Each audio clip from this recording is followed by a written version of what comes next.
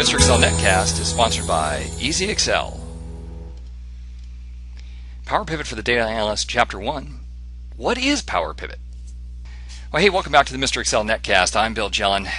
We're starting off here on a series of podcasts in support of the book Power Pivot for the Data Analyst, Microsoft Excel 2010. These podcasts are going to go along with that book and talk about Power Pivot, one video from each chapter. And first of all, let's just get started with the question of what is Power Pivot and why should I care? Now, this is a utility that came out from Microsoft, not from the Excel team, but from the Microsoft SQL Server Analysis Services team. In my opinion, this is the best piece of software to come out of Microsoft in 20 years. It enables 5 amazing things in Excel 2010, and the great news is the client version, the version that works here with Excel, is free. You can just go to powerpivot.com and download this, provided you have Excel 2010. All right, 5 things that Power Pivot does for us that I think just are amazing. First thing, no longer limited to 1,000,000 rows. Here I have a data set that I loaded up just from a CSV file. This data set has a whopping 7.2 million rows. Very fast to work with this. I can sort, I can filter, I can create pivot tables from this data. And it all works very, very quickly because the data is stored in memory. So that's the first thing we have. Second thing, I have sheet 1 here with the 7.2 million rows. And typical of the IT department, they gave me store ID, but they did not give me store name, region, and all that other stuff I need. So somewhere on my computer, I had this nice little lookup file, converts store ID, gives me the store name, the mall developer, the region, when it was opened, and selling square feet. Now, if you're used to Excel, hey, this is simple. This is VLOOKUPs, right? VLOOKUPs will join these 2 tables together, but think about it, 7.2 million VLOOKUPs just to get store name, another 7 million to get region, another 7 million to get mall developer.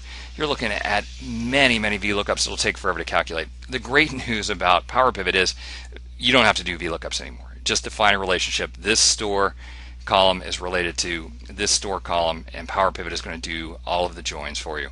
All right, so that's the second thing. Third, let's go back to Excel. We'll take a look at the pivot table that was created here. The amazing thing, here's our list of fields. These are all the fields in sheet 1. So let's say that I want to see revenue. Simple enough. We've always been able to do that, although this is now revenue from 7 million rows. As I scroll down further in the Power Pivot field list, here are all the fields on sheet 2. So if I want to take a look at that revenue cut by, for example, region from sheet 2, bam, that's done. So they're now joining sheet 1 and sheet 2. I didn't do any VLOOKUPs. This is all happening in memory. Very, very amazing way to go. Fourth, and I'm not going to show you in this video, is the new DAX function language. DAX, well, 88 functions in DAX are exactly like the functions in Excel, so you'll be very comfortable with those. Left, right, mid, month, year, minute, day, things like that. Great. But there's 60 new functions, and those new functions are some of the amazing ones. There's time intelligence functions like show me all the dates that are month to date from this date, or show me all the dates in a parallel period 1 year ago. Also, functions to handle fiscal years. If your fiscal year doesn't end on December 31st, finally, Microsoft has provided something for you. And then finally, the last thing, the last cool feature is what I call asynchronous reporting. This is where we want to show, for example, actuals for all the months that have gone by and budget for the future months. Regular pivot tables can't do that. In Excel 2010, they added a feature called name sets that does that. But unfortunately, name sets don't work with data that is just coming from regular Excel. It only works with data that is coming from OLAP. Here's the beautiful thing. When you take that regular Excel data, run it through Power Pivot, bring it back to Excel, all of a sudden your data set is now an OLAP data set, which means that you can use name sets to create the asynchronous reports. Excellent, excellent feature.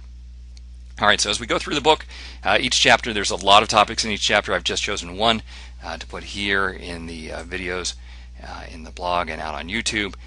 So you'll see, one feature from each chapter. Learn a lot about Power Pivot as we go through. Okay, I want to thank you for stopping by. See you next time for another Netcast from Mr. Excel.